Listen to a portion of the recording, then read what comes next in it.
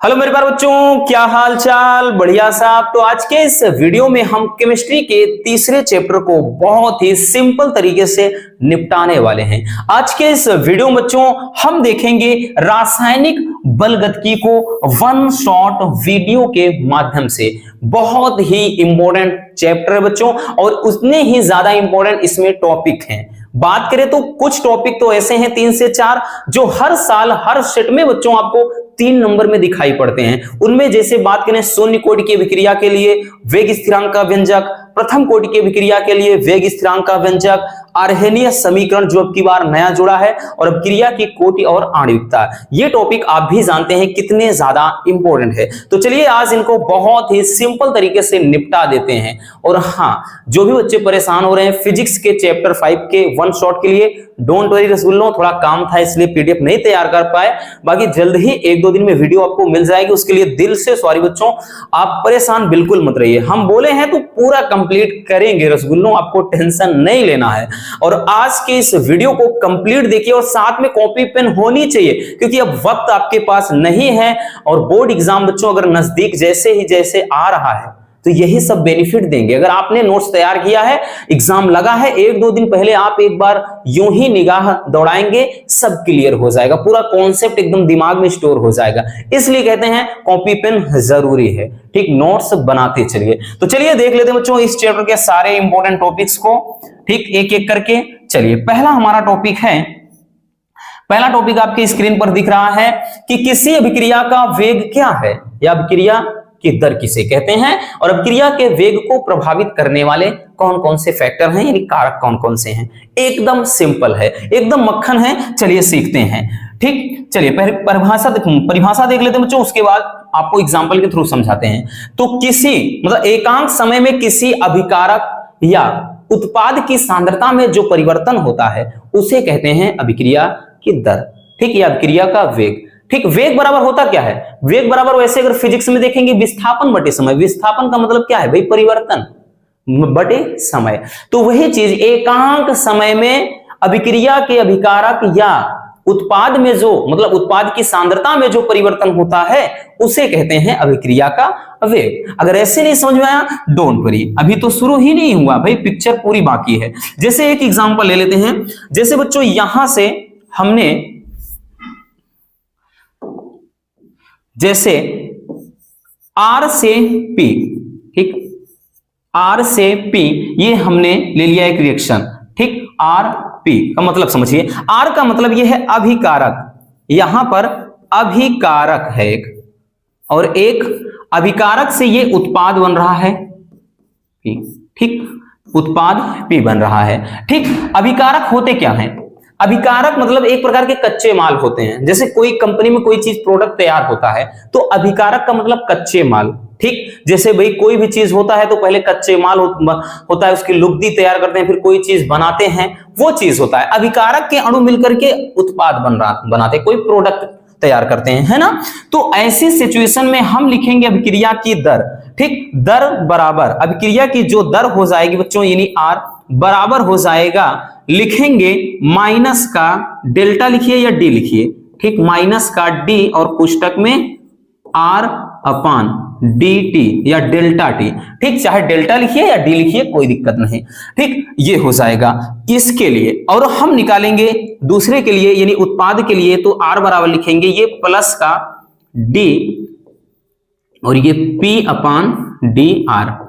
अब समझिए बच्चों, ये प्लस माइनस का खेल क्या है भाई? ये प्लस और माइनस हमने क्यों लगाया? ये प्लस क्यों है? ठीक, एक माइनस है एक प्लस है, तो इनका मतलब क्या है? क्यों हमने इनको लगा दिया भाई? क्यों लगाया? इसका बहुत बड़ा रोल होता है बच्चों, ये समझना बेहद जरूरी है। माइनस इस चीज को दर्शाता है, ये अभिकारक की कमी को दर्शा रहा है, यानी अभिकारक क्षय हो रहा है। भाई कोई चीज बनेगा, ये अगर कम होगा, ये कम होगा तो ये ज्यादा होगा ना, क्योंकि ये जब कम होगा, ये भाई कम होगा तो ये बनेगा। ठीक, तो इसलिए ये चीज जो माइनस होता है ये कमी को दर्शाता है। ठीक, ये कमी को दर्शा रहा है, और ये चीज तैयार हो रहा है तो ये भाई वृद्धि को दर्शा रहा है, यानी बन रहा है। इतना याद रखना बच्चों, ठीक है ना। जब कोई चीज कम होगा, कच्चा माल है भाई, उसको तैयार करते हैं, वो जो जब उसकी मात्रा कम होगी तो एक प्रोडक्ट तैयार होगा, यानी ये चीज जब ज्यादा हो जाएगा। इसका मतलब यही होता है। ये माइनस कमी को दर्शाता है, यानी ये इसके क्षय को, अभिकारक के क्षय को माइनस से दर्शा रहे हैं हम, और ये जो प्लस लगा है ये उत्पाद के बनने की दर को दर्शा रहा है। ठीक है ना, ये क्या है, इसके बनने की दर को दर्शा रहा है, आप इतना समझिए। ठीक, और ये क्या है, समझिए क्षय होने की दर को दर्शा रहा है। ये बेहद जरूरी है बच्चों, इसलिए कह रहे हैं कि इसको प्लस और माइनस अच्छे से दिमाग में स्टोर कर लीजिए। जैसे एक क्रिया समझ लेते हैं, इस पे न्यूमेरिकल भी बनते हैं बच्चों। जैसे यहां पर हम ए उसके बाद, ठीक, ए प्लस बी, ठीक, ए प्लस बी से और सी प्लस डी, ये एक रिएक्शन है। ठीक, यहां पर हमने एक ए ले लिया, यहां पर बी, और यहां पर एक सी और यहां पे डी। अब इसको स्टाइकियोमेट्री, ये एक अभिक्रिया है, एक रिएक्शन है बच्चों, इसमें बोलेगा स्टाइकियोमेट्री के द्वारा इसको क्या करिए, अभिक्रिया के दर के रूप में लिखिए।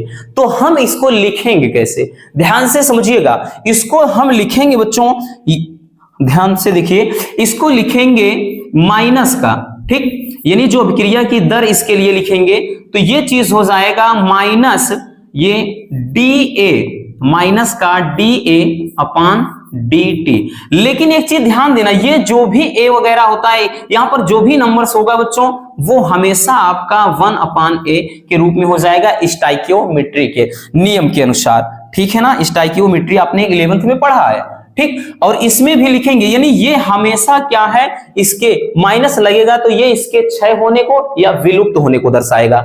ठीक, जैसे इसको लिखना चाहेंगे तो इसको भी हम लिखना चाहेंगे तो हम लिख सकते हैं क्या, माइनस का वी आर बराबर लिखेंगे, जब माइनस का 1 अपान बी लिखेंगे और उसके बाद ये डी, ये बी हो जाएगा, ठीक, अपान डी टी हो जाएगा।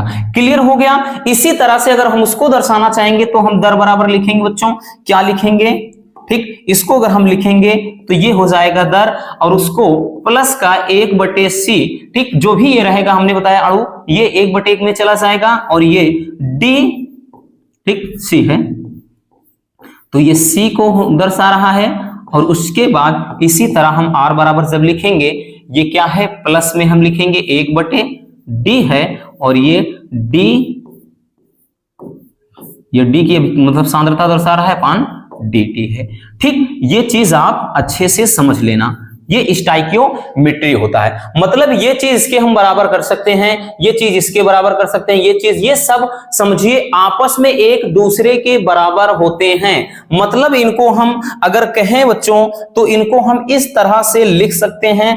तो कैसे लिखेंगे, चलिए वो बताते हैं। इनको हम सब मिला करके इस तरह से लिख सकते हैं, माइनस का 1/a, ठीक, ये D A upon D T बराबर माइनस का ये 1 अपान बी, उसके बाद ये डी बी अपान डी टी, फिर बराबर का ये चीज हो जाएगा प्लस का 1/c और डी सी अपान डी टी, ठीक, बराबर का प्लस में ये 1/d हो जाएगा, और ये है डी अपान डी टी। मतलब इस स्टाइकियोमेट्री में ये सब एक दूसरे के बराबर होते हैं, इतना याद रखना। ठीक, तो हम इसको बच्चों कुछ इस तरह से लिख सकते हैं, इतना याद रखना। बहुत ज्यादा तामझाम नहीं करना है, हमने केवल इसलिए इतना बताया है ताकि बच्चों कभी कभार इसमें न्यूमेरिकल भी बन जाते हैं। जैसे देगा कि भाई ए के विलुप्त होने की दर या क्षय होने की दर इतना है, तो बोल देगा सी के बनने की दर। तो हमें पता है ए वाला भी हम सी के बराबर कर सकते हैं, बी वाला भी या सी के बराबर, या इसको इसके बराबर कर सकते हैं, या इसको इसके, यानी ये चारों एक दूसरे के बराबर होंगे। बस इतना याद रखना। माइनस क्षय होने की दर को बताता है, और जो प्लस है वो उत्पाद के बनने की दर को बता रहा है। बस इतना याद रखिए। ठीक, बाकी आपको वहां बोर्ड एग्जाम में ये सब बताने की जरूरत नहीं है, ये आपके नॉलेज के लिए हमने बताया। बाकी आप डायरेक्टली केवल इतना याद रखिए, ठीक है ना, कि एकांक समय में किसी अभिकारक या उत्पाद की सांद्रता में होने वाले परिवर्तन को क्या कहते हैं बच्चों? परिवर्तन को अभिक्रिया का वेग या अभिक्रिया की दर कहते हैं। और बाकी हमने ये चीज बता दिया, आप इस तरह से केवल इतना लिख सकते हैं। इसको आप लिखें या ना लिखें कोई दिक्कत नहीं। हमने बोला ना ये नॉलेज के लिए, वो इसलिए ये सभी एक दूसरे के बराबर होते हैं। न्यूमेरिकल अगर बन गया इसी पे तो आप लगा सकते हैं। ठीक, चलिए बच्चों स्क्रीनशॉट कर लीजिए, फिर चलते हैं हम नेक्स्ट टॉपिक पे।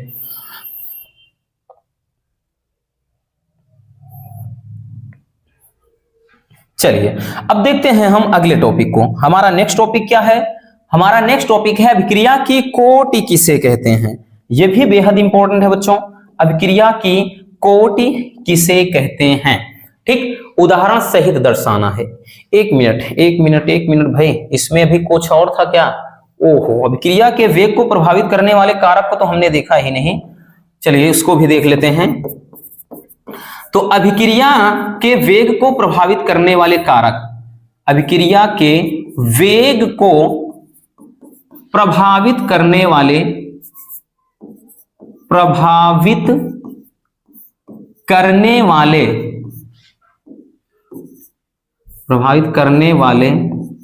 कारक।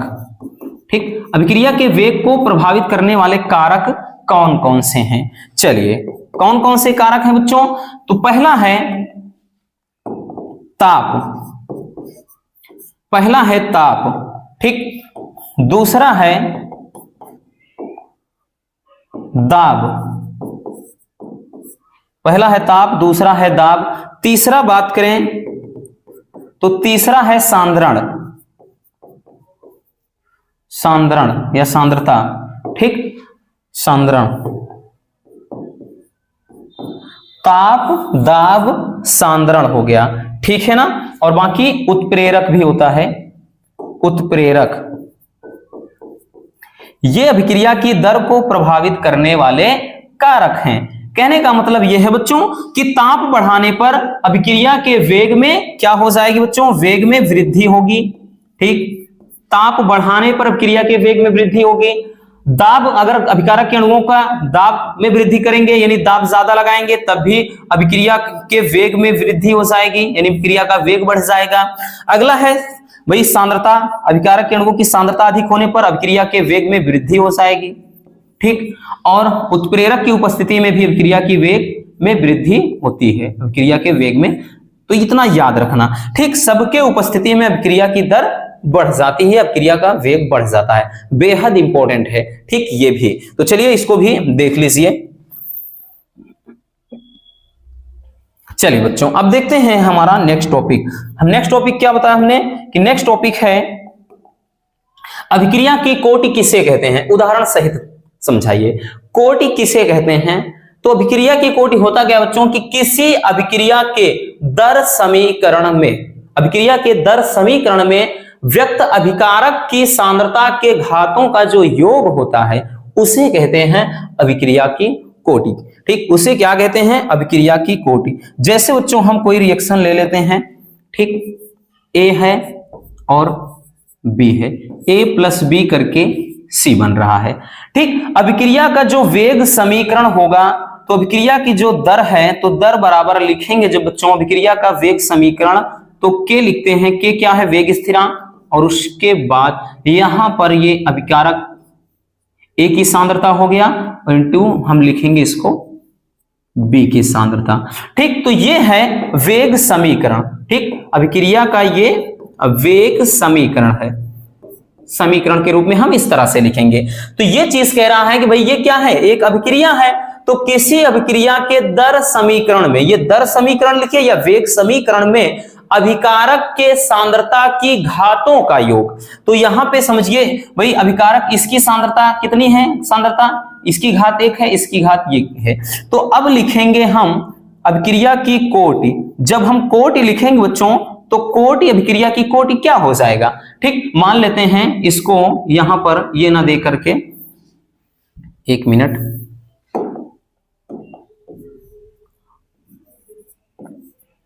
यहां पर हम मान लेते हैं कि इसकी जो घात है वो x है और इसकी y हमने मान लिया। तो अभिक्रिया की कोटि क्या हो जाएगा? x plus y।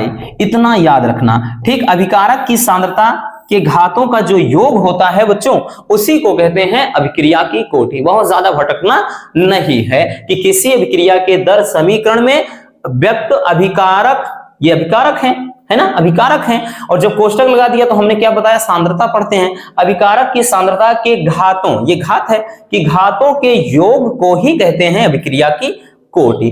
क्लियर हो गया।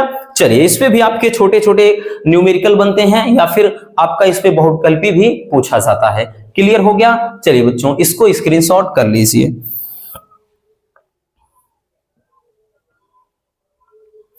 चलिए अब चलते हैं नेक्स्ट टॉपिक की तरफ। हमारा नेक्स्ट टॉपिक बेहद शानदार है, काफी इंपॉर्टेंट है बच्चों। ये टॉपिक बेहद इंपॉर्टेंट है, स्टार लगा कर रखिए क्योंकि ये क्वेश्चन जरूर टपकेगा आपके बोर्ड एग्जाम में। क्वेश्चन है बच्चों कि शून्य कोटि की अभिक्रिया किसे कहते हैं, और शून्य कोटि की अभिक्रिया के लिए वेग स्थिरांक का व्यंजक प्राप्त कीजिए। बेहद इंपॉर्टेंट है। देखिए, शून्य कोटि की अभिक्रिया परिभाषा से ही जाहिर हो रहा है, वह अभिक्रिया जिसमें अभिकारक की सांद्रता मतलब अभिक्रिया की दर अभिकारक के सांद्रता पर निर्भर ही नहीं करती है। ठीक, तो लिखेंगे परिभाषा बच्चों, वह अभिक्रिया जिसकी दर अभिकारक की सांद्रता पर निर्भर नहीं करती है उसे शून्य कोटि की अभिक्रिया कहते हैं। या फिर हम इससे कह लें बच्चों कि वह अभिक्रिया जिसमें अभिक्रिया की दर को बच्चों या तो हम R से लिखें या फिर हम इसको dR/dt भी लिख सकते हैं, अगर हम R मानेंगे तब। तो वही चीज जिसमें अभिक्रिया मतलब अभिक्रिया की जो दर हो जाएगी यानी dR/dt, अभिक्रिया की दर अभिकारक की सांद्रता के घातों पर निर्भर नहीं करती या अभिकारक के सांद्रता के शून्य घात के समानुपाती होती है, उसे कहते हैं अभिक्रिया मतलब शून्य कोटि की अभिक्रिया। तो दो तरीके से इसकी परिभाषा लिख सकते हैं, एक तो ये है, दूसरी सुनिएगा। क्या हमने बताया कि वह अभिक्रिया जिसमें अभिक्रिया की दर, ये क्या है बच्चों, तो ये अभिक्रिया की दर है। ठीक, ये क्या है, अभिक्रिया की दर। ठीक, अभिक्रिया लिखेंगे, अभिक्रिया की दर। ठीक, अभिक्रिया की दर से दर्शाया जा रहा है इसको। तो अभिक्रिया की वह अभिक्रिया जिसमें अभिक्रिया की दर अभिकारक के सांद्रता के शून्य घात के समानुपाती होती है। ठीक, जैसे हमने बताया ना, यहां पर हम क्या ले लेते हैं, एक अभिक्रिया A है, A से B + C है।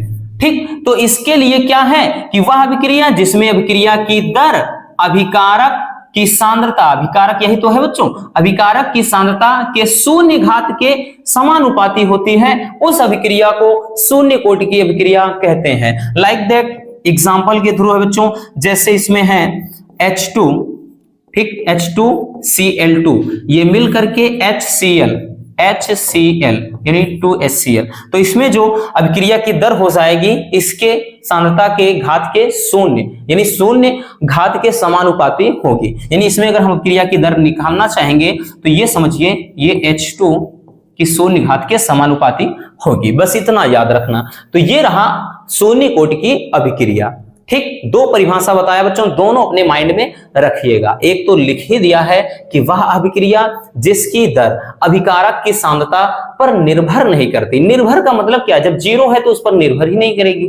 ठीक, या फिर हमने बताया कि वह अभिक्रिया जिसमें अभिक्रिया की दर अभिकारक की सांद्रता के शून्य घात के समानुपाती होती है, उसको कहते हैं शून्य कोटि की अभिक्रिया। फॉर एग्जाम्पल, ठीक, चलिए तो इसको स्क्रीनशॉट कर लीजिए, फिर हम चलते हैं इसके डेरिवेशन यानी वेग स्थिरांक के लिए व्यंजक प्राप्त करते हैं।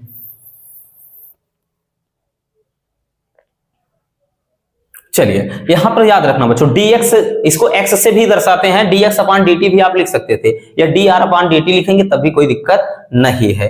ठीक, चलिए अब देखते हैं इसका डेरिवेशन। शून्य कोटि की अभिक्रिया के लिए वेग स्थिरांक का व्यंजक प्राप्त करते हैं। तो हमने एक अभिक्रिया भी बताया कि बच्चों हम एक अभिक्रिया ले लेते हैं। ठीक, अभिक्रिया A से B + C, एक रिएक्शन ले लिया। ठीक, अब लिखेंगे शून्य कोटि की अभिक्रिया से, लिखेंगे बच्चों शून्य कोटि की अभिक्रिया से, शून्य कोटि की अभिक्रिया, शून्य कोटि की अभिक्रिया से। तो वही शून्य कोटि की अभिक्रिया में होता क्या है बच्चों, शून्य कोटि की अभिक्रिया में यही बताया ना, जिसमें अभिक्रिया की दर यानी dx/dt बोला ना, चाहे dr अपॉन dt लिखिए, dx अपॉन dt, कोई दिक्कत नहीं, जिसमें अभिक्रिया की दर अभिकारक A है, अभिकारक की सांद्रता, कोष्टक लगा दिया, सांद्रता पढ़ा जाएगा, कि शून्य घात के समानुपाती होती है। ठीक, बस यही तो है ना कि वह अभिक्रिया जिसमें अभिक्रिया की दर अभिकारक की सांद्रता के शून्य घात के समानुपाती होती है, उसको अपन शून्य घात मतलब शून्य कोटि की अभिक्रिया कहते हैं। ठीक, या फिर इसको बच्चों लिखेंगे जब हम लिख सकते हैं dx अपान dt। ठीक, dx upon dt equal to, जब बराबर लगाएंगे बच्चों तो यहां पर k हो जाएगा, यानी ये कांस्टेंट और ये a की पावर ये 0 हम लगाएंगे। चूंकि वी नो दैट, हमें पता है बच्चों कोई भी संख्या हो अगर उसका घात 0 हो तो उसका वैल्यू 1 होता है। ठीक, उसका वैल्यू 1, x की घात 0 है मान 1, 4 की घात 0 है मान 1, इतना याद रखना। ठीक, तो ये हो जाएगा, इतना बराबर 1 हो जाएगा, तो ये हो जाएगा बच्चों dx अपान dt बराबर, यहां पर बचा क्या, k और इंटू 1 हो जाएगा। ठीक, कहने का मतलब केवल क्या बचा, ये बच गया बच्चों dx अपान dt बराबर k, या फिर लिख सकते हैं इसको dx बराबर k into dt, equation number 1 लिख लेते हैं इसको अपन। ठीक, या इसको रहने दीजिए, यहां पर अभी समीकरण मानने से कोई मतलब नहीं। अब क्या करते हैं, समाकलन करने पर, ठीक, समाकलन कर देते हैं, तो समाकलन करने पर क्या होगा बच्चों, समाकलन जब हम करेंगे तो समाकलन dx बराबर कांस्टेंट ये बाहर हो जाएगा और इंटू केवल dt हो जाएगा। अब देखिए जिसके सापेक्ष है, ये x के सापेक्ष है, तो मैथ वालों को तो भाई पता ही होगा, लेकिन याद रखिए जो बायोलॉजी वाले हैं 1 इंटू dx का समाकलन x होता है और 1 इंटू dt है तो समाकलन t होता है, यानी जिसके सापेक्ष रहे, dr होता तो r लिख देते, dm होता तो m लिख देते। अब तो क्लियर हो गया होगा, तो इसके स्थान पे dx के स्थान पे हम x यानी एक, समझो यहाँ एक है ना, समझो यहाँ पर 1 लिखा है, तो 1 का कितना हो जाएगा, dx के सापेक्ष x हो जाएगा, और ये k है इंटू t के सापेक्ष है तो ये केवल t हुआ और प्लस का c। अब इसको अपन इक्वेशन नंबर 1 दे देते हैं। ठीक, समीकरण ये हो जाएगा बच्चों 1। अब समीकरण 1 है, अब इसमें मान लेते हैं कि यदि t बराबर 0, भाई समय अगर बिल्कुल ना हो तो अभिक्रिया एकदम शांत रहेगी, यानी जब t बराबर हम 0 रख देंगे बच्चों, ठीक, तो x बराबर यानी t बराबर 0 तो भाई x बराबर भी 0 हो जाएगा, है ना, यानी t बराबर 0 तो x बराबर 0 बिल्कुल हो जाएगा। तो ऐसी सिचुएशन में यहां से इस वाले से देखिएगा, यहां पे भाई कितना रखेंगे, ये भी 0 और समय 0, तो ये केवल 0 बराबर क्या आ जाएगा, c आ जाएगा। मतलब भाई t का मान 0 रखा बच्चों, ये 0 हो गया, इसका मान भी 0, तो c बराबर 0। ठीक, c बराबर 0 हो गया। अब यही c का मान समीकरण 1 में रख देंगे। अब लिखेंगे समीकरण 1 से, ठीक, लिखेंगे बच्चों समीकरण 1 से, तो समीकरण 1 को आप देख ही रहे हैं। ठीक, इसमें रखेंगे क्या, x बराबर k इंटू टी और प्लस का c बराबर 0 है, तो भाई 0 रखने से कोई मतलब है नहीं, प्लस का है तो वो हो जाएगा, ये केवल इतना बचेगा। लेकिन हमें वेग स्थिरांक का निकालना था, तो इसको लिख सकते हैं k बराबर x अपान टी, तो यही वेग स्थिरांक का व्यंजक हो जाएगा। ठीक, यही क्या हो जाएगा बच्चों, डेरिवेशन हो जाएगा, यानी वेग स्थिरांक का व्यंजक। है ना सिंपल, बहुत आसान है लेकिन इंपॉर्टेंट बहुत ही ज्यादा है। ठीक, हमने क्या किया, कुछ नहीं किया बच्चों, एक अभिक्रिया A से A B प्लस C है। शून्य कोटि की अभिक्रिया ये कहती है कि अभिक्रिया की दर अभिकारक की सांद्रता के शून्य घात के समानुपाती होती है, तो उस अभिक्रिया को शून्य कोटि की अभिक्रिया अपन कहते हैं। हमने क्या किया बच्चों, जब इसको हटाया चिन्ह, ये जो समानुपाती का चिन्ह हटाया तो ये के कांस्टेंट आ गया, यानी इसको वेग स्थिरांक बोलते हैं। ठीक, तो ये अपन भाई हमें पता है कोई भी नंबर हो अगर घात 0 है तो वैल्यू 1 होता है, तो इसके स्थान पे भाई 1 हो गया। हमने क्या किया बच्चों, इसको सही से लिख दिया, फिर समाकलन कर दिया। अब समाकलन x के सापेक्ष है तो dx है तो x हो जाएगा, dt है तो t हो जाएगा। ठीक, फिर ये प्लस c क्या है, ये समाकलन नियतांकिनी अचर नंबर है, ये अचर संख्या है, अचर पद है, ठीक, समाकलन पद है। ठीक, अब उसके बाद हमने क्या किया, यदि t बराबर 0 और x बराबर 0 रख दें, ठीक, समय मतलब जब बिल्कुल ना लगे, समय 0 कर दिया जाए, तो अभिक्रिया की हम बात करें तो दर भी क्या है, एकदम 0 हो जाएगी। ऐसी सिचुएशन c का मान बच्चों 0 हो जाएगा। और समीकरण 1 हमने ये माना था, उसी में अगर हम c का मान 0, भाई प्लस का यहां पर 0 रख देंगे, ठीक है ना, इसमें प्लस 0 रख देंगे, कोई मतलब है? कोई मतलब नहीं है बच्चों। ठीक, अब ये मत समझिएगा इसको 0 कर देगा, गुणा होता तब 0 करता, तो उससे मतलब नहीं। यहां से k बराबर x/t हम वेग स्थिरांक का व्यंजक निकाल लिए। अब मात्रक भी पूछता है, 2022 में और 23 में पूछा था, वो वेग स्थिरांक का मात्रक पूछा था। शून्य कोटि की अभिक्रिया के लिए वेग स्थिरांक का मात्रक लिखिए, ऐसा क्वेश्चन आया था। तो जरा गौर से देखिएगा भाई, अब ये x अभिक्रिया के दर को बताता है, अभी हमने बताया ना इसके पहले भी। ठीक, अभिक्रिया के दर, तो इसका मात्रक हो जाता है मोल प्रति लीटर। क्या होता है बच्चों?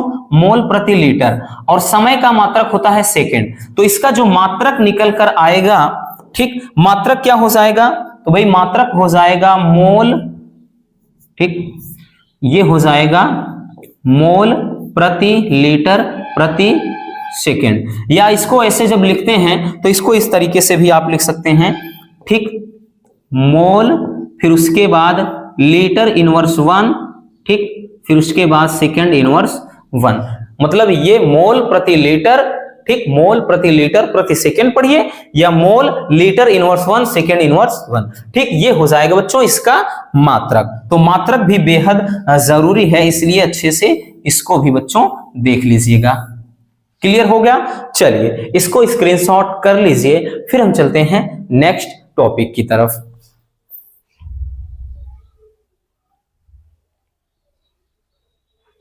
चलिए बच्चों, अब देखते हैं हम नेक्स्ट टॉपिक हमारा क्या है। हमारा नेक्स्ट टॉपिक है प्रथम कोटि की अभिक्रिया, है ना।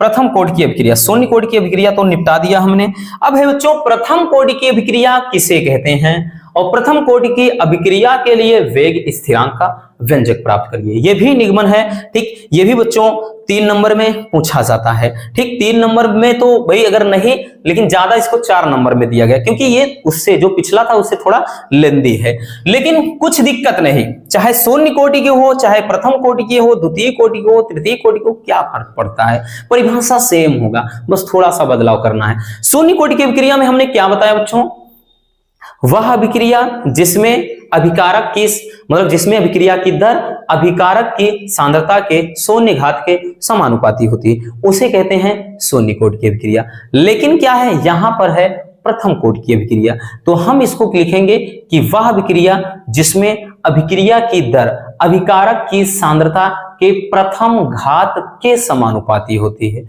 उसे कहते हैं प्रथम कोटि की अभिक्रिया। चलिए अब इसको हम समझते हैं रिएक्शन के माध्यम से। तो भैया सबसे पहले देखिए हमने क्या बताया बच्चों, जैसे कोई अभिक्रिया है, कोई अभिक्रिया ए है, ए से कोई उत्पाद बन रहा है, ठीक, तो इसके लिए हम करेंगे क्या, अभिक्रिया की दर, हमने यही तो बताया, वह अभिक्रिया जिसमें अभिक्रिया की दर यानी dx/dt या dr/dt लिख दीजिए, डोंट वरी, वह अभिक्रिया जिसमें अभिक्रिया की दर अभिकारक की सांद्रता के प्रथम घात, अभिकारक की सांद्रता क्या है बच्चों, ए है, अभिकारक की सांद्रता लिख दिया, मतलब कोष्टक लगा दिया, सांद्रता पढ़ा जाएगा, अभिकारक की सांद्रता के प्रथम घात, यहां पर एक घात लगा दिया, प्रथम घात के समानुपाती होती है, उसे कहते हैं प्रथम कोटि की अभिक्रिया, है ना। जो भी आए डोंट वरी, वह अभिक्रिया जिसमें अभिक्रिया की दर, ठीक, ये क्या है, तो ये है अभिक्रिया की दर, तो जिसमें अभिक्रिया की दर अभिकारक की सांद्रता के प्रथम घात के समानुपाती होती है, उसे कहते हैं प्रथम कोटि की अभिक्रिया। या फिर इसको अगर वैसे लिखना चाहेंगे तो हम इसको इस तरह से लिख सकते हैं, जैसे अगर हम लिखेंगे भाई दर बराबर, तो ये हम क्या लिख सकते हैं, और बाकी इस तरह से, ठीक, ये अभिक्रिया का दर समीकरण हो जाएगा, अभिक्रिया का दर समीकरण या वेग समीकरण, बस इतना जानिए। जैसे एक एग्जांपल ले लेते हैं, एग्जांपल में जैसे बच्चों हम क्या करते हैं, एक सुक्रोज यानी शर्करा C12 H22 O11, इसकी क्रिया जल से कराएंगे हम। जल से जब बच्चों इसकी क्रिया कराते हैं, ठीक, तो क्या बन जाएगा, तो यहां बनेगा एक, ठीक, जब सुक्रोज को जल से के साथ क्रिया कराते हैं, यानी इसका जल अपघटन कराते हैं, कहने का मतलब ये है जल अपघटन कराते हैं किसका, शर्करा का, ठीक, ये गन्ने की शर्करा है, केन शुगर, सुक्रोज जिसको बोलते हैं। तो जब जल अपघटन कराते हैं तो क्या ग्लूकोज और फ्रक्टोज बनता है, यानी C6H12O6 बना, फिर C6H12O6 बना। मतलब क्या बना बच्चों, एक तो बन गया ग्लूकोज, ठीक, ये आपका है ग्लूकोज, तो ग्लूकोज बना, और दूसरा फ्रक्टोज बना, ठीक, फ्रक्टोज, ग्लूकोज और फ्रक्टोज, ये क्या था, सुक्रोज, तो ये हो जाएगा एग्जाम्पल, ठीक। अगर इसमें अभिक्रिया की हम दर देखेंगे बच्चों, तो ये दर बराबर क्या हो जाएगा, तो दर बराबर ये के लिखेंगे वेग स्थिरांक, और बाकी ये C12H22O11, ठीक, इसकी प्रथम घात के समझ लो ये समानुपाती है। तो ये है प्रथम कोटि की अभिक्रिया। कुछ नहीं परेशान होना बच्चों, बस इतना याद रखिए कि वह अभिक्रिया जिसमें अभिक्रिया की दर अभिकारक, ये अभिकारक है, अभिकारक की सांद्रता के प्रथम घात के समानुपाती होता है, उस अभिक्रिया को कहते हैं प्रथम कोटि की अभिक्रिया। जैसे सुक्रोज के जल अपघटन द्वारा ये ग्लूकोज और फ्रक्टोज का बनना, ठीक। चलिए इसको भी स्क्रीनशॉट कर लीजिए, फिर चलते हैं इसके यानी प्रथम कोटि की अभिक्रिया के लिए वेग स्थिरांक का व्यंजक, ठीक।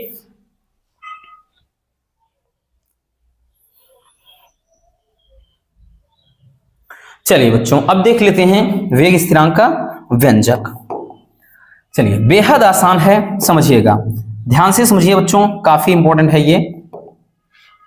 हमने भी बताया आपका, ठीक, जैसे एक रिएक्शन ले लेते हैं,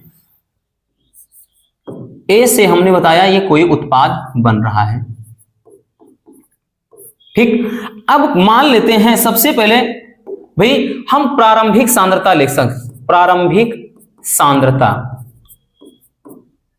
ठीक, मान लेते हैं कि प्रारंभिक सांद्रता, ठीक है ना, ए था, ए बराबर, यानी ये प्रारंभिक सांद्रता है, और ए बराबर मतलब जब ये प्रारंभिक सांद्रता हमने ए रखा तो उत्पाद जो बन रहा है वो 0 बन रहा है, ठीक, उत्पाद क्या है 0, यानी ए मोल प्रति लीटर जब रखा तो उत्पाद 0 बन रहा है।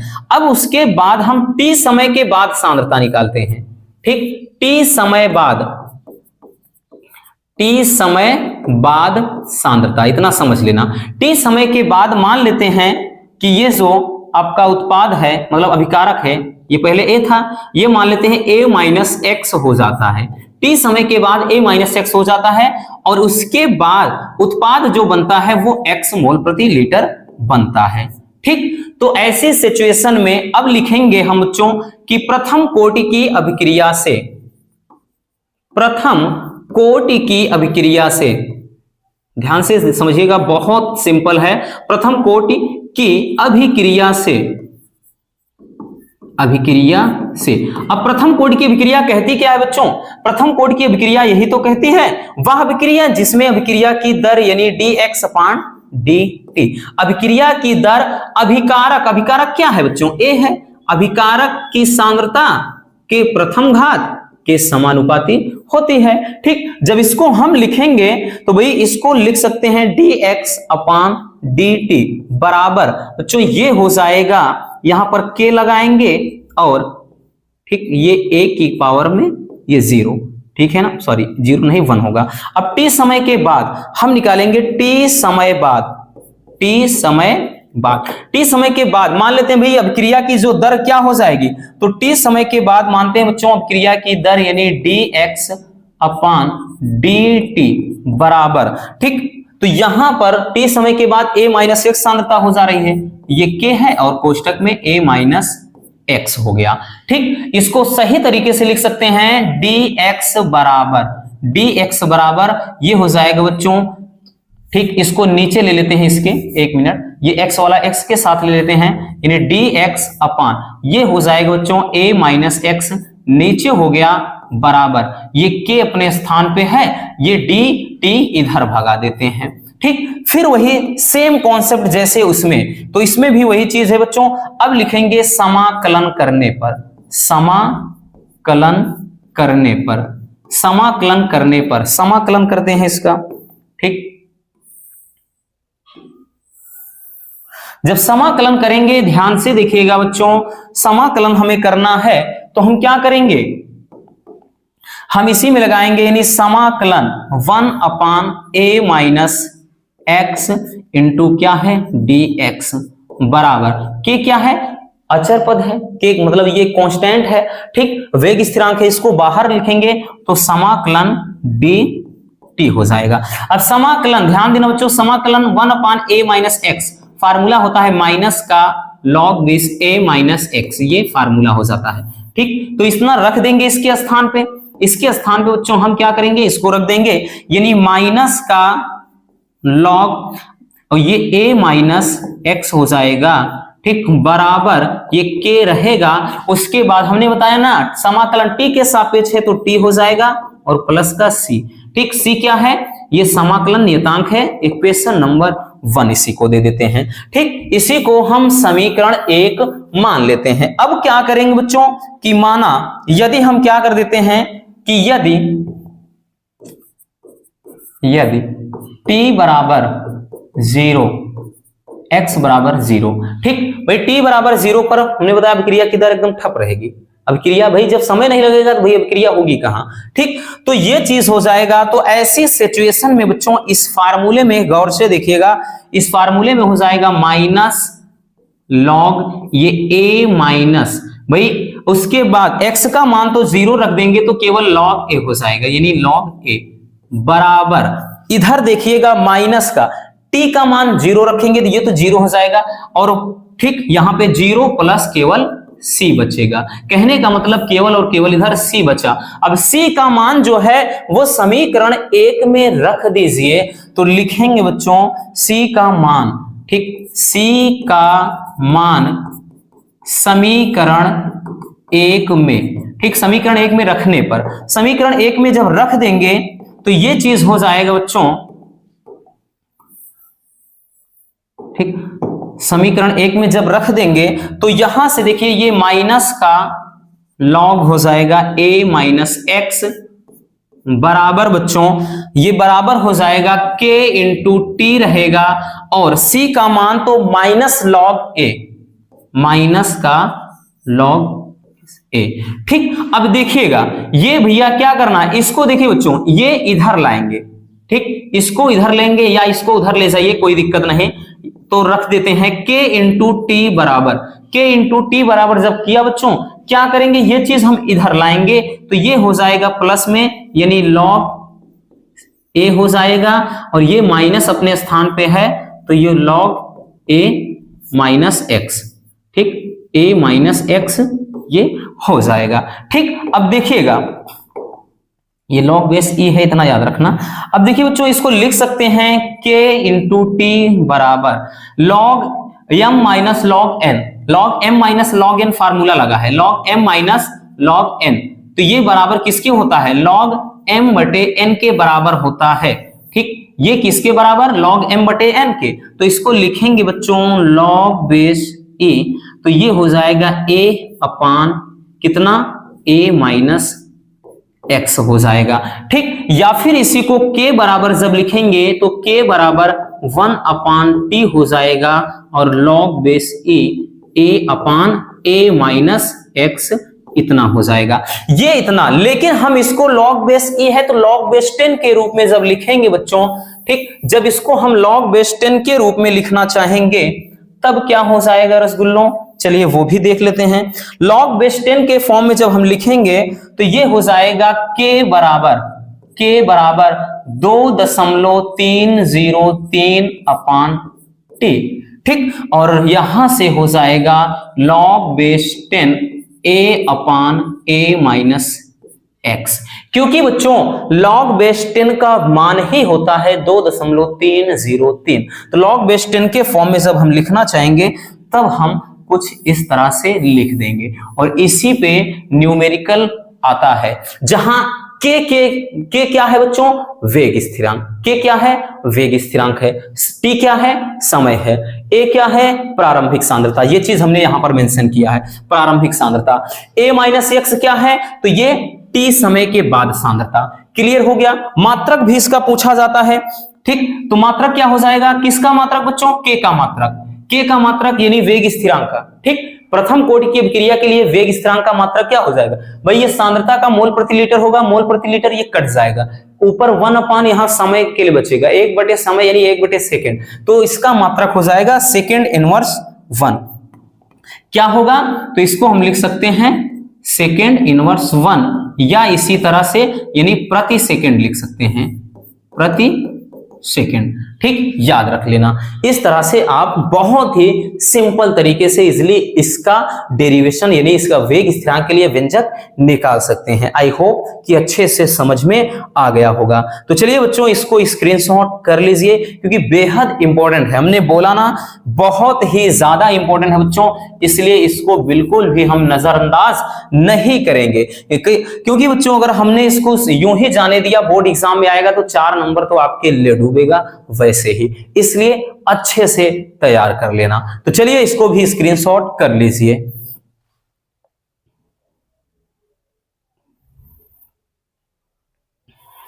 चलिए बच्चों, अब देखते हैं हम अगले टॉपिक को। हमारा नेक्स्ट टॉपिक क्या है, चलिए अभिक्रिया की आणविकता। यह भी बच्चों बेहद इंपॉर्टेंट है। एक अभिक्रिया की कोटि और आणविकता दोनों बहुत ज्यादा पूछा जाता है, और खास तौर पे अंतर तो और भी ज्यादा कि अभिक्रिया की कोटि व आणविकता में क्या अंतर है। तो चलिए देख लेते हैं अभिक्रिया की आणविकता क्या होती है, उदाहरण सहित समझाना है बच्चों। देखिए, किसी रासायनिक अभिक्रिया में भाग लेने वाले अभिकारक अणुओं की न्यूनतम संख्या को अभिक्रिया की आणविकता कहते हैं, ठीक। यानी जो भी अभिक्रिया, कोई अभिक्रिया होती है तो उस अभिक्रिया में भाग लेने वाले अभिकारक के अणुओं की संख्या को अभिक्रिया की आणविकता कहते हैं। जैसे एक अमोनियम नाइट्राइड, दो एग्जांपल के थ्रू समझते हैं बच्चों। जैसे अमोनियम नाइट्राइड हमने ले लिया NH4 और NO2, NH4 NO2 हमने अमोनियम नाइट्राइड, ये क्या किया है, अमोनियम नाइट्राइड का एक अणु ले लिया है, और जब इसको हम गर्म करते हैं तो अमोनियम नाइट्राइड से इसके जल मतलब इसके गर्म करने से क्या बनता है, तो सबसे पहले तो भाई H2O जल बनेगा और नाइट्रोजन गैस, ठीक। हालांकि इसको संतुलित करना पड़ेगा क्योंकि ऑक्सीजन के 2 अणु हैं, 2 लगा दीजिए, ठीक। 2 दूना 4, 4 हाइड्रोजन है, हाइड्रोजन बराबर N और N N2 है, 2 नाइट्रोजन के अणु है बराबर। तो यहां पर क्या है, यहां पर हम बात करेंगे बच्चों, ध्यान से समझिएगा। यहां पर अगर देखें तो अमोनियम नाइट्राइड का कितने अणु है, यहां पर अमोनियम नाइट्राइड, ठीक, नाइट्राइड, अमोनियम नाइट्राइड का यहां पर एक अणु है, ठीक, अमोनियम नाइट्राइड का एक अणु है। तो ये समझिए एक आणविक, ठीक, एक आणविक रिएक्शन है, ठीक। तो यहां पर वही चीज है कि किसी भी अभिक्रिया में भाग लेने वाले अभिकारक के अणुओं की संख्या, तो यहां पर अमोनियम नाइट्राइड का एक अणु है, ठीक, जिसके द्वारा ये चीज बन रहा है, तो ये एक आणविक अभिक्रिया हो जाएगी।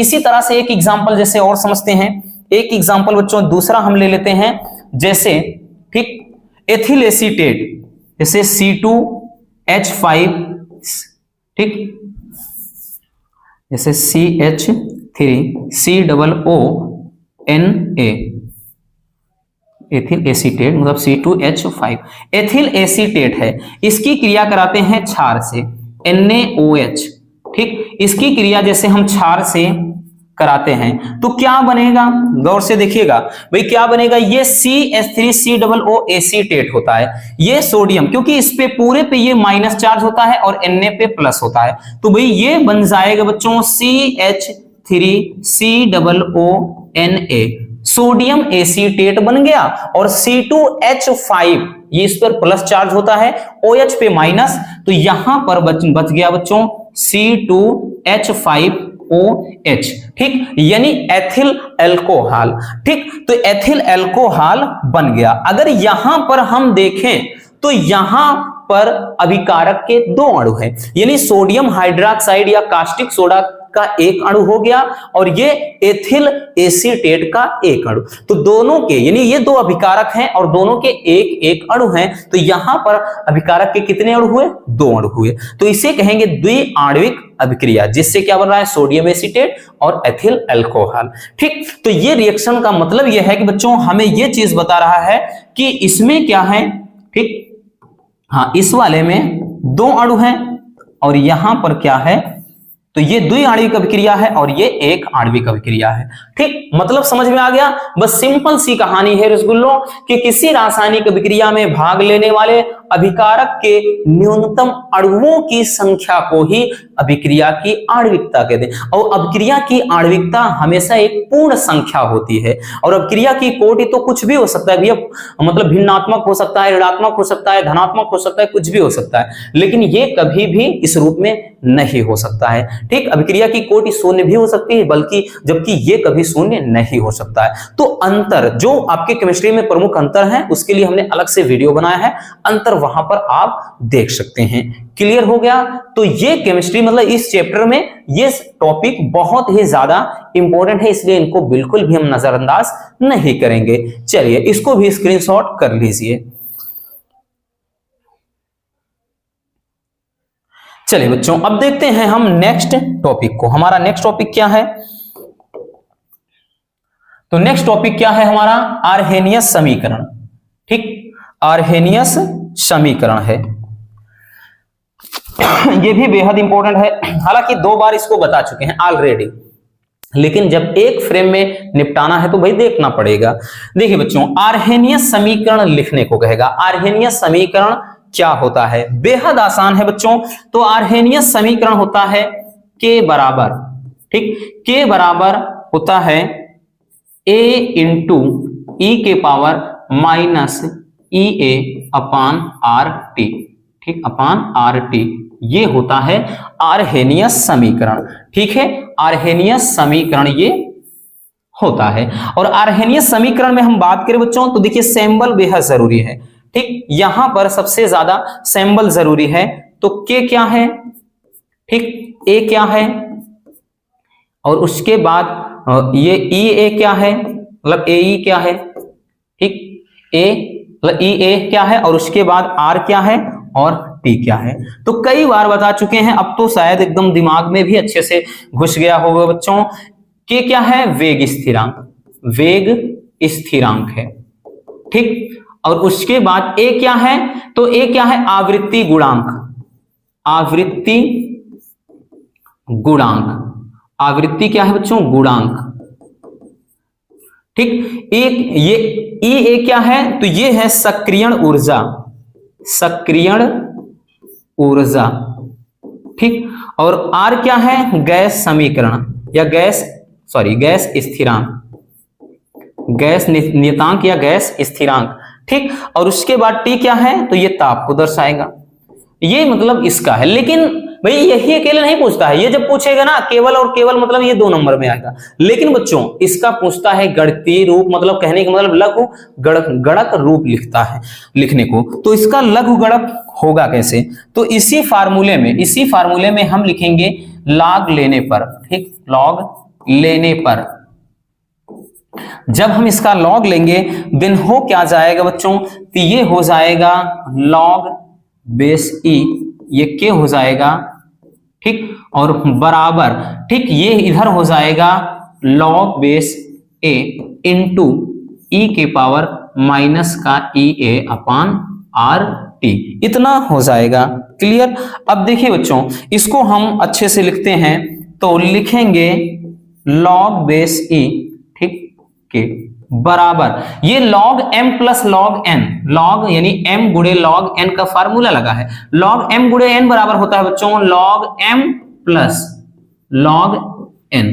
ठीक, तो इसको इसी रूप में लिखेंगे log m, m का मतलब log a, ठीक, प्लस log n, n का मतलब ये चीज है यानी log e के पावर माइनस का e a upon R T, इतना हो जाएगा। ठीक, अब इसके बाद ये log m की घात n वाला यहां से फिर से एक फार्मूला लगा है यानी log m की पावर n, तो ये आगे आ जाएगा n log m होता है इसका फार्मूला।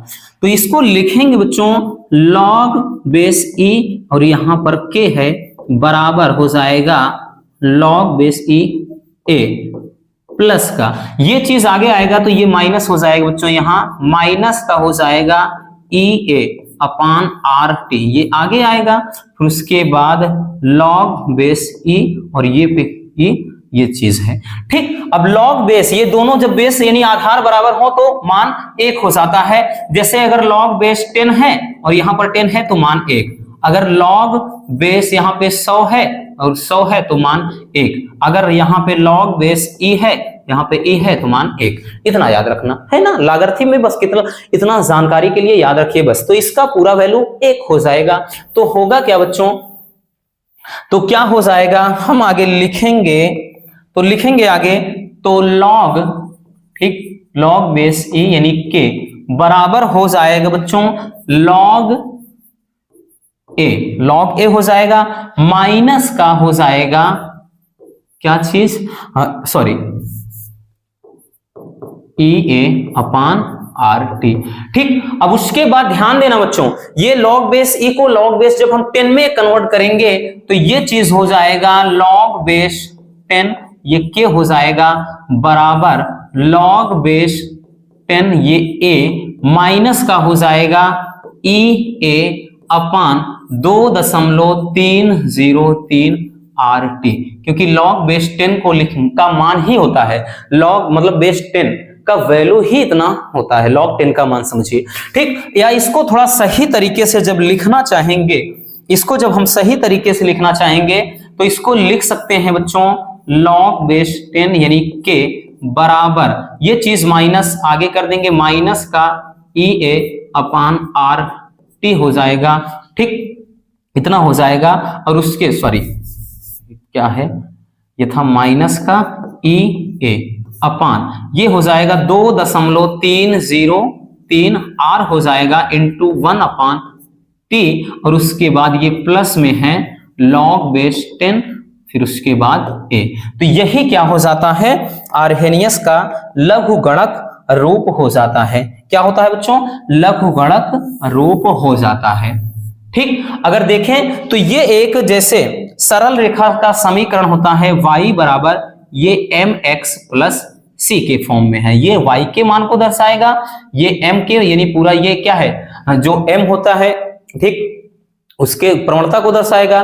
ठीक, उसके बाद ये c जो है ये इसके अंतःखंड को दर्शाता है। तो इस तरह से आप y बराबर mx प्लस c के रूप में इसको हम लिखेंगे, या कभी डायरेक्टली इस तरह से भी पूछेगा, इसमें बोलेगा कि भाई आर्हेनियस समीकरण को y प्लस एम वाई बराबर एम एक्स प्लस सी के रूप में व्यक्त करिए, तो आपको यही नहीं लिखना है, ये तो आपने केवल, हमने बताया ये आर्हेनियस समीकरण होता है। जब इसको हम इसका लॉगरिथम लेंगे, मतलब इसको लघुगणक रूप निकालेंगे, तब ये निकल कर आएगा। ठीक, क्लियर हो गया। चलिए बच्चों, इसको भी स्क्रीनशॉट कर लीजिए, फिर हम चलते हैं नेक्स्ट टॉपिक की तरफ।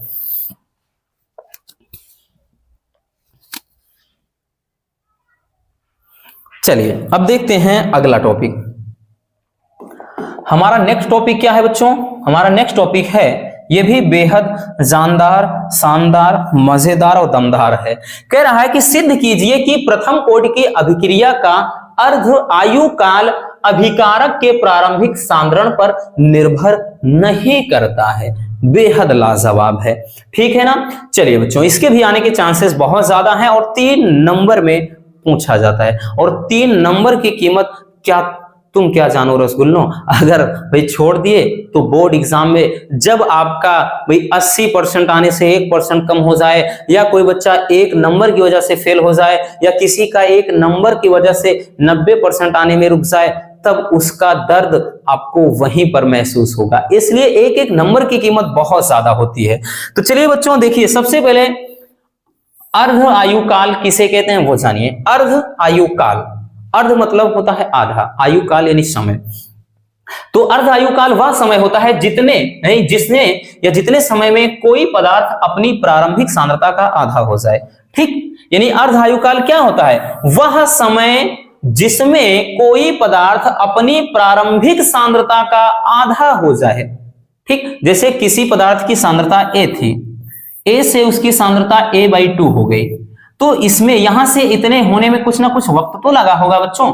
तो इसी समय को बोलते हैं अर्ध आयु काल, यानी T½ से दर्शाते हैं। ठीक, अर्ध आयु काल वह समय है जो किसी पदार्थ के अपनी प्रारंभिक सांद्रता से आधे समय में, मतलब आधे हो जाने में जितना वक्त लगता है, ठीक है ना, वही समय कि अर्ध आयु काल वह समय होता है जिसमें कोई पदार्थ अपनी प्रारंभिक सांद्रता का आधा हो जाता है, उसी समय को कहते हैं अर्ध आयु काल। अब अर्ध आयु काल के लिए बच्चों क्या करना है, यानी इसकी सहायता से आपको मतलब अर्ध आयु काल का सूत्र निकालना है प्रथम कोटि की, ठीक, अभिक्रिया के आधार पर। तो हम लिखेंगे प्रथम कोटि की अभिक्रिया, प्रथम कोटि की अभिक्रिया। तो प्रथम कोटि की अभिक्रिया क्या है बच्चों?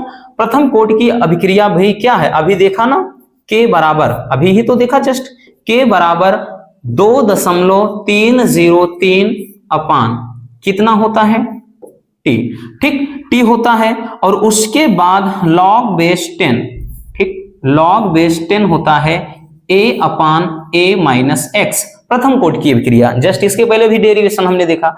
अब यहीं पर भाई हमें पता है, हम अर्धायु काल के लिए निकाल रहे हैं। यदि हम a बराबर, सॉरी, जो सांद्रता है यानी x बराबर हम a/2 कर दें और समय को t बराबर t हाफ कर दें, ठीक, यदि हम ये चीज कर दें, ठीक है ना। देखिए, यदि जो हम पदार्थ की सांद्रता है वो प्रारंभिक सांद्रता की आधी कर दें और उसके बाद समय को हमने क्या किया है, अर्धायु काल के रूप में बदल दिया है, तो ऐसी सिचुएशन में ये जो फार्मूला होगा बच्चों, ये जो फार्मूला है वो कुछ इस कदर बन जाएगा, यानी के बराबर क्या हो जाएगा, 2.303 अपान टी के जगह पर टी हाफ हो जाएगा और उसके बाद यहां पर log base 10 a upon a minus a/2। Clear, इतना हो जाएगा बच्चों। अब इसको अपन क्या करेंगे, देखिए टी हाफ ऊपर भेज दीजिए, टी हाफ ऊपर चला गया, बराबर 2.303 अपान, यहां पर के बच गया है ना, के हो गया। और इसको लिख सकते हैं log बेस 10 a अपान, ये 2 एक कम 2 में से एक गए एक, यानी a/ केवल 2 हो गया, a से a कैंसिल हो गया है ना, a से a कैंसिल हो गया।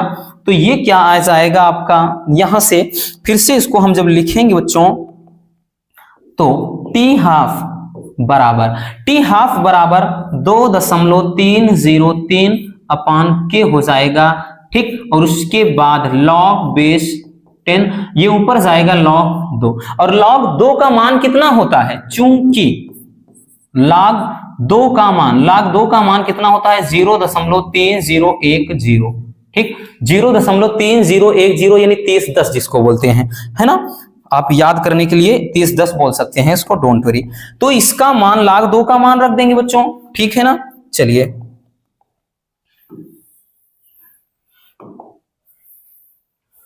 एक मिनट, चलिए अब क्या करते हैं कि टी हाफ बराबर क्या हो जाएगा बच्चों, देखिए 2.303, तो 2.303 इसको अपन पुट कर लेते हैं इसे, अपान के हो जाएगा, तो के रख लिया बच्चों। इसका मान 0.3010 यानी 3010 हमने रख दिया, तो ये हो जाएगा टी हाफ बराबर जब इसका गुणा कराएंगे ये 0.693 बाई के हो जाएगा। और यही प्रथम कोटि की अभिक्रिया के लिए अर्ध आयु काल का फार्मूला हो जाता है। यही तो कह रहा था, सिद्ध करना है कि सिद्ध कीजिए कि प्रथम कोटि की अभिक्रिया का अर्ध आयु काल यानी टी हाफ अभिकारक के प्रारंभिक सांद्रण पर निर्भर नहीं करता है। यानी यहां पर जब ए है ही नहीं, इसका मतलब है कि जो टी हाफ है वो अभिक्रिया के मतलब अभिकारक के सांद्रण पर या सांद्रता पर निर्भर नहीं करता है। ठीक, तो ये इस तरह से हम टी हाफ के लिए भी व्यंजक निकाल सकते हैं। तो ये भी बच्चों बेहद इंपॉर्टेंट है, इसलिए इसको भी अपन इग्नोर नहीं कर सकते हैं। तो चलिए इसको भी स्क्रीनशॉट कर लीजिए।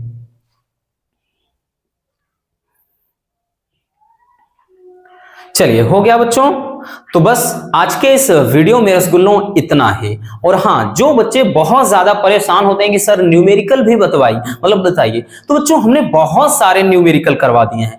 आपको अगर देखना है तो हमने एक बार नहीं 2-2, 3-3 बार न्यूमेरिकल कराया है, चैप्टर वाइज प्लेलिस्ट बनाया है। कभी वहां पर भी तो नजर दौड़ाया करो रसगुल्लों, प्लेलिस्ट देखिए, चैप्टर वाइज जितने भी आपके न्यूमेरिकल हैं, एक एक न्यूमेरिकल हर एक फार्मूले पे न्यूमेरिकल बता दिया है। आपको परेशान होने की जरूरत ही नहीं है, आपको भटकना भी नहीं है। भाई अब इतना तो मेहनत कर ही सकते हो, वो भी नहीं कर सकते, डोंट वरी, प्लेलिस्ट हम इसी वीडियो के डिस्क्रिप्शन में डाल देंगे, वहां से जाकर हर चैप्टर के न्यूमेरिकल आप अच्छे से देख लेना। ये वन शॉट में अपना भाई सिर्फ एक ही सिद्धांत है कि जितने इंपॉर्टेंट टॉपिक है पहले उनको कवर करिए बस। ठीक, आज के इस वीडियो में इतना ही। उम्मीद है बच्चों ये वीडियो आपके लिए काफी ज्यादा हेल्पफुल रही होगी। अगर वीडियो पसंद आई हो तो प्यार से एक लाइक कर देना, और नए हैं तो चैनल को सब्सक्राइब जरूर कर लीजिए, और अपने इस प्यारे से यूट्यूब परिवार को जितना जल्दी हो जाए उतना जल्दी 5 लाख बच्चों तक पहुंचाइए। फिर तो